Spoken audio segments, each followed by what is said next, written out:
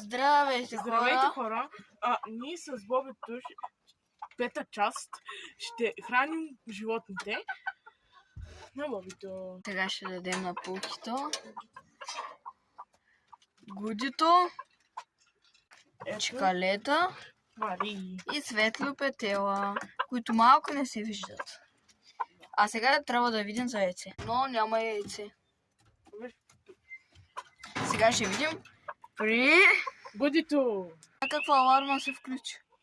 Сега Гудито, която нещо много се плаши. Има ли яйце? Няма, за жалост.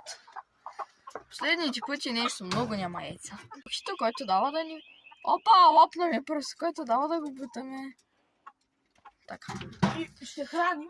Не знаем как се правят дълги клипове, за сега ще качваме само шортс. Така храним чкалета, кинети и от нас